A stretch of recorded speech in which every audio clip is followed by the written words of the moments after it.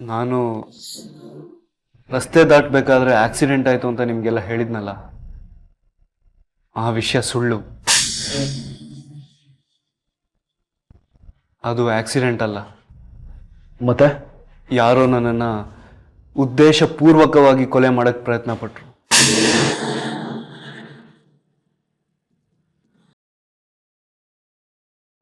ಏನೋ ಹೇಳ್ತಿದ್ಯಾ ನೀನು?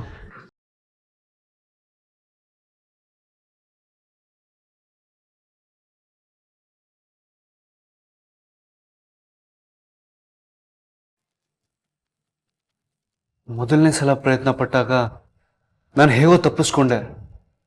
ಆದರೆ ಮತ್ತೆ ರಿವರ್ಸ್ ಬಂದು ನನ್ನ ಸಾಯಿಸೋಕ್ಕೆ ಪ್ರಯತ್ನ ಪಟ್ಟರು. ಅಷ್ಟರಲ್ಲಿ ಜನ ಸೇರಿದ್ರಿಂದ ಹೇಗೋ ನನ್ನ ಜೀವ ಉಳಿತು. ನಿನ್ನನ್ನು ಯಾರು ಕೊಲೆ ಮಾಡಬೇಕು ಅನ್ಕೊಂಡಿದ್ದಾರೆ? ನಿನ್ನನ್ನು ಕೊಲೆ ಮಾಡೋದಕ್ಕೆ ಏನಾದರೂ ಒಂದು ಕಾರಣ ಬೇಕಲ್ಲ ಚಂದು?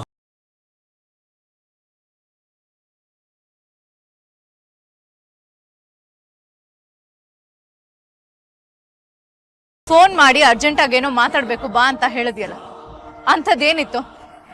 ನನಗೆ ಎಷ್ಟು ಕೆಲಸಗಳಿದೆ ನಿನಗೆ ಗೊತ್ತಾ? ಚಂದನ್ಗೆ ಆಕ್ಸಿಡೆಂಟ್ ಆಗಿ ಮನೆಯಲ್ಲಿದ್ದಾನೆ. ಈಗ ಅವನ ಕೆಲಸ ಎಲ್ಲ ನನ್ನ ತಲೆ ಮೇಲೆ ಬಿದ್ದಿದೆ. ಇದೇನಾದ್ರೂ ನಿನ್ಗೆ ಅರ್ಥ ಆಗತ್ತಾ? ಯಾಕೆ ನಗ್ತಾ ಇದೀಯ ನೀನು? ನಿನ್ ನಗು ಮುಖ ನಂಬ್ಕೊಂಡೆ ಹಾಳಾಗೋದೆ ನಾನು. ಅದು ಒಂದು ಆಕ್ಸಿಡೆಂಟ್ ಅಂತ ನೀನು ನಂಬ್ಕೊಂಡಿದ್ಯಾ ಕುಮುದ? ಅದು ಆಕ್ಸಿಡೆಂಟ್ ಅಲ್ಲ. ಏನ್ ಹೇಳ್ತಿದ್ಯಾ ನೀನು? ನೀನ್ ಹೇಳ್ತಿರೋದು ನನ್ಗೆ ಅರ್ಥ ಆಗ್ತಿಲ್ಲ. ಸರಿಯಾಗಿ ಬಿಡಿಸಿ ಹೇಳು. ಅದು ಆಕ್ಸಿಡೆಂಟ್ ಅಲ್ಲ ಡಿಯರ್. ಆ ಚಂದನನ್ನ ಈ ಲೋಕದಿಂದ ಪರಲೋಕಕ್ಕೆ ಕಳಿಸೋದಕ್ಕೆ ನಾನು ಮಾಡಿದ ಸಂಚು. ಆದ್ರೆ ಆ ಬಟ್ಟಿ ಮಗ ಹೇಗೋ ಬಚಾವಾಗು. ಇಲ್ದಿದ್ರೆ ನಿನ್ನ ಅಣ್ಣನ ಮಗ ಇಷ್ಟೊತ್ತಿಗೆ ಅವ್ರ ಅಪ್ಪನ ಜೊತೆ ಮೇಲ್ಗಡೆ ಆರಾಮವಾಗಿರ್ತಿದ್ದ. ಮನೋಜ್, ಏನ್ ಮಾತಾಡ್ತಿದ್ಯಾ ನೀನು? ನೀನು ಯೋಚನೆ ಮಾಡೋ ಹಾಗೆ ನಾನು ಯೋಚನೆ ಮಾಡ್ತೀನಿ ಡಿಯರ್. ನನ್ನ ನಿನ್ನ ಮಧ್ಯೆ ಸಮಸ್ಯೆ ಅಂದ್ರೆ ಅವನೇ ತಾನೆ. ಅವನನ್ನೇ ಸಾಯಿಸ್ಬಿಟ್ರೆ ಸಮಸ್ಯೆನೇ ಇರೋದಿಲ್ವಲ್ಲ. ಅದೇ ತರ ಯೋಚನೆ ಮಾಡಿ ಅವನನ್ನ ಕೊಂದು ಹಾಕೋ ಪ್ಲಾನ್ ಮಾಡಿದ್ದೆ. ಆಕ್ಸಿಡೆಂಟ್ ಮಾಡಿ ಈಸಿಯಾಗಿ ಸಾಯಿಸ್ಬೋದು ಅನ್ಕೊಂಡಿದ್ದೆ. ಆದ್ರೆ ಆ ಬಡ್ಡಿ ಮಗ ಬಚಾವಾಗ್ಬಿಟ್ಟ. ಅವತ್ತು ಜನ ಸೇರ್ಲಿಲ್ಲ ಅಂತಿದ್ರೆ ಅದೇ ಬೇಸ್ಮೆಂಟ್ ಅಲ್ಲಿ ಅವನ ಸಮಾಧಿ ಆಗ್ತಿತ್ತು.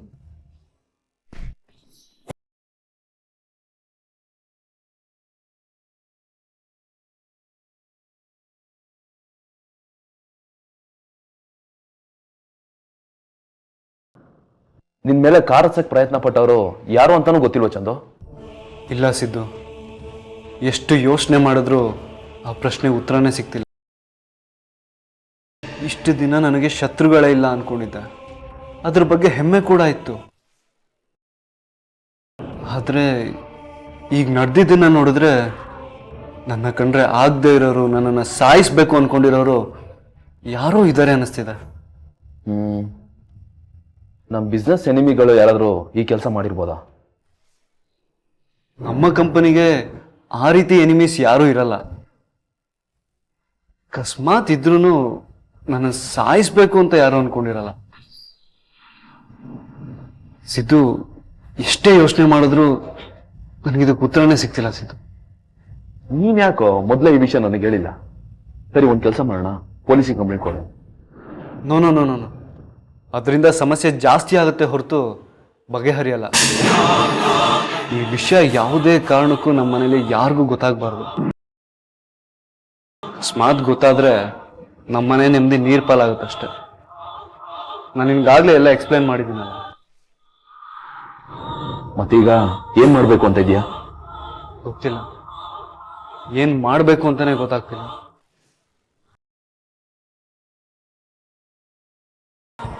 ಬುದ್ಧಿ ಇದೆಯೇನೋ ನಿನ್ಗೆ? ಲಾಸ್ಟ್ ಟೈಮ್ ಮೀಟ್ ಮಾಡಿದಾಗ ಏನ್ ಹೇಳ್ದೆ? ಚಂದನ್ನ ಸಾಯಿಸಿದ್ರೆ ಏನು ಪ್ರಯೋಜನ ಇಲ್ಲ, ನಾವೇನು ಸಾಧಿಸೋಕ್ಕಾಗಲ್ಲ ಅಂತ ಹೇಳ್ದೆ ತಾನೆ. ಈಗ ನೀನೇ ಇಂಥ ಅವಿವೇಕದ ಕೆಲಸನ ಮಾಡಿದ್ಯಲ್ಲ, ಯಾಕೋ ಮಾಡ್ದೆ? ನಿನ್ನನ್ನು ಮದುವೆ ಆಗಿ 3 ವರ್ಷ ಆಗೋಯ್ತು. ನಾನ್ ನಿನ್ನ ಗಂಡ ಆಗ್ಲಿಲ್ಲ, ನೀನ್ ನನಗೆ ಹೆಂಡತಿ ಆಗ್ಲಿಲ್ಲ. ನನ್ನ ಕಷ್ಟ ನಿನಗೆ ಅರ್ಥ ಆಗುತ್ತಾ? ಈ ಸುಳ್ಳಾಟ ಕಳ್ಳಾಟ ಇನ್ನು ಎಷ್ಟು ದಿವಸ ಕುಮುದ? ಈ ತರನು ಬದುಕೋದಕ್ಕೆ ಏನಾದ್ರೂ ಅರ್ಥ ಇದೆಯಾ? ನಮ್ಮಿಬ್ಬರು ಮಧ್ಯ ಚಂದನ್ನು ಗೋಡೆ ತರ ನಿಂತಿದ್ದಾನೆ. ಅದಕ್ಕೆ ಅವನನ್ನು ಮುಗಿಸ್ಬಿಟ್ರೆ ನಾನು ನೀನು ಒಂದಾಗ್ಬೋದು ಅನ್ಕೊಂಡೆ. ಆದ್ರೆ ಹೇಗೋ ಅವನು ಬಚಾವಾಗ್ಬಿಟ್ಟ. ಯಾವಾಗ್ಲೂ ನಿನ್ ಕಷ್ಟ ಮಾತ್ರ ಹೇಳ್ಕೊಳ್ತೀಯ. ನನ್ ಕಷ್ಟ ಏನು ಅಂತ ಅರ್ಥ ಮಾಡ್ಕೊಳ್ಳೋದಕ್ಕೆ ಯಾವತ್ತಾದ್ರೂ ಪ್ರಯತ್ನ ಪಟ್ಟಿದ್ಯಾ ಮನೋಜ್? ಮನೆಯಲ್ಲಿ ಎಲ್ರೂ ವರಮಹಾಲಕ್ಷ್ಮಿ ಹಬ್ಬನ ಆಚರಿಸಿದ್ರು. ಎಲ್ಲಾ ಹೆಂಡ್ತಿರು ತಮ್ಮ ಗಂಡಂದ್ರ ಕೈಯಿಂದ ಕಂಕಣನ ಕಟ್ಟಿಸ್ಕೊಂಡ್ರು. ಆಗ ನಾನು ಅಲ್ಲಿದ್ದೆ. ಮದ್ವೆ ಆಗಿದ್ರು ನನ್ ಗಂಡ ನನ್ ಜೊತೆ ಇಲ್ವಲ್ಲ ಅಂತ ನನ್ಗೆಷ್ಟು ಸಂಕಟ ಆಯ್ತು ಗೊತ್ತಾ? ಎಲ್ಲ ಮುತ್ತೈದೇರ್ ಹಾಗೆ ನಾನು ಕೂಡ ಉಪವಾಸ ಇದ್ದು ವ್ರತ ಮಾಡ್ದೆ. ನಮ್ಮಮ್ಮ ಏನಂತ ಕೇಳಿದ್ರು ಗೊತ್ತಾ ಮನೋಜ್? ಕುಮುದ, ನೀನ್ ಯಾಕೆ ಉಪವಾಸ ಮಾಡ್ತಿದ್ಯಾ ಅಂತ ಕೇಳಿದ್ರು. ನನ್ಗೆಷ್ಟು ಸಂಕಟ ಆಯ್ತು ಗೊತ್ತಾ? ಎಲ್ಲಾನು ನೀನೇ ಹೇಳ್ತೀಯಲ್ಲ ಕುಮುದ. ನಿನಗೆ ನನ್ನ ಕನಸುಗಳ ಪರಿಚಯ ಇದೆಯಾ? ನಮ್ಮದೇ ಆದ ಒಂದು ಪುಟ್ಟ ಮನೆ, ಅಲ್ಲಿ ನಾನು ನೀನು, ಒಬ್ಬ ಮಗಳು ಒಬ್ಬ ಮಗ, ಅವರ ನಗು ಅಳು, ಅದರ ಮಧ್ಯೆ ನಮ್ಮ ಸಂಸಾರ. ಇದೆಲ್ಲ ಆಗೋದು ಯಾವಾಗ?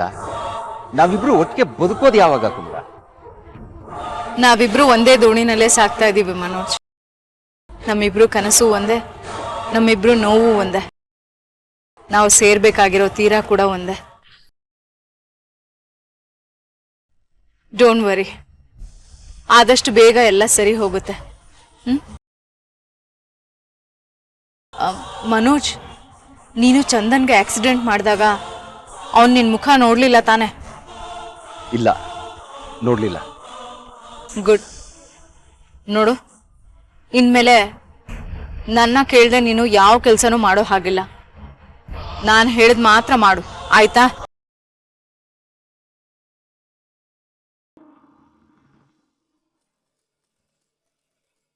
ಚಂದು, ಸ್ವಲ್ಪ ರೈಸ್. ಸಾಕು ರಾಮ್, ಸಾಕು.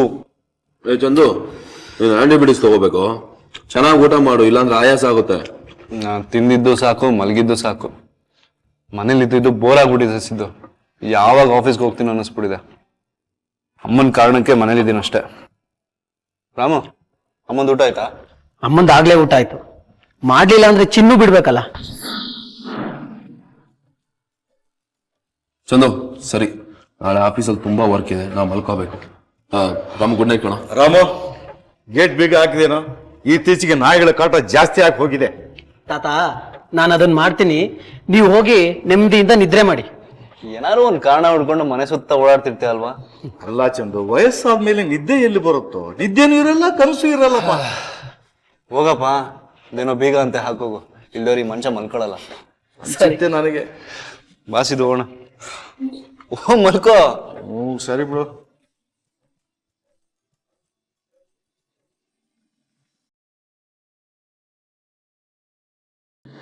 ಅರೆ, ಚಂದನ್ ತಿಂದಿದ್ದ ತಟ್ಟೆ ಎಲ್ಲೋಯ್ತು?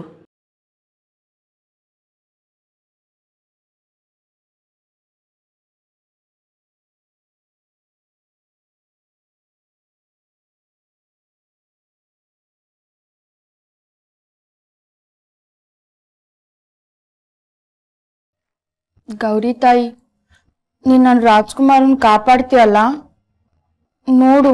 ಗುರುಗಳು ಹೇಳ್ದಾಗೇನೆ ನಾನು ಎಲ್ಲ ಮಾಡಿದ್ದೀನಿ, ಆದರೆ ಎಲ್ಲರ ಕಣ್ ತಪ್ಸ್ ಮಾಡ್ತಿದ್ದೀನಿ ಅಷ್ಟೇ. ಬೇರೆ ದಾರಿನೇ ಇಲ್ವಲ್ಲ. ಎಲ್ಲರೆದ್ರಿಗೂ ಮಾಡೋ ಭಾಗ್ಯ ಅಂತೂ ನಾನು ಕೇಳ್ಕೊಂಬಂದಿಲ್ಲ. ತಾತಮ್ಮ ನನಗೆ ರಾಜ್ಕುಮಾರನ್ ಕನ್ಸು ಕಾಣೋದನ್ನ ಹೇಳ್ಕೊಟ್ಟದ.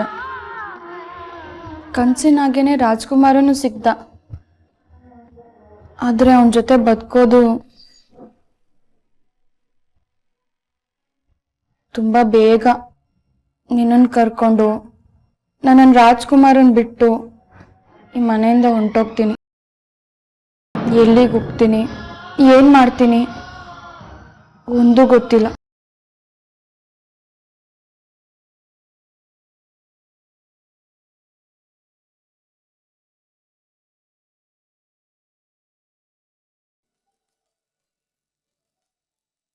ಚಂದು,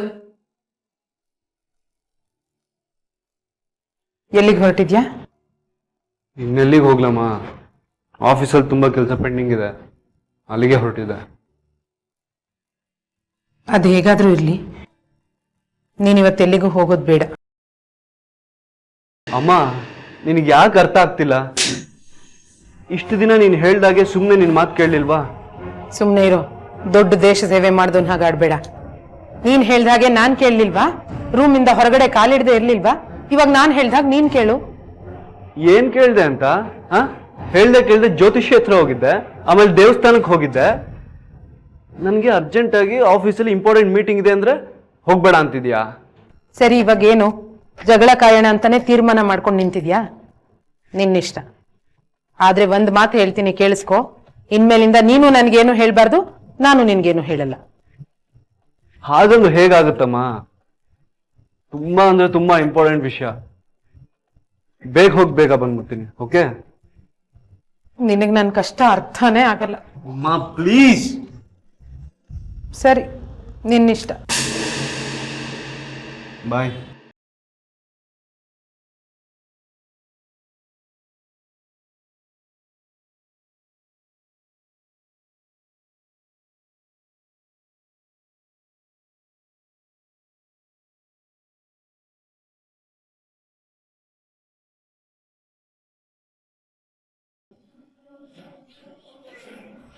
ಚಿನ್ನು,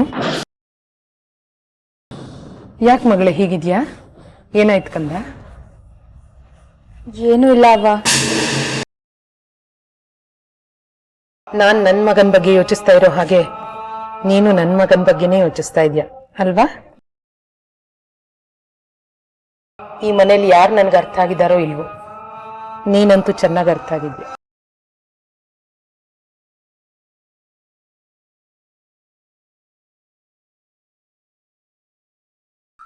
ಅವ್ವ, ನಿಮ್ ಮಗನ್ಗೆ ಏನೂ ಆಗದೆ ಇರ್ಲಿ ಅಂತ ಪ್ರತಿ ಕ್ಷಣ ಯೋಚನೆ ಮಾಡ್ತಾ ಇದ್ದೀನಿ. ಗುರುಗಳು ಹೇಳ್ದಾಗೆ ವ್ರತನೂ ಮಾಡ್ತಾ ಇದ್ದೀನಿ.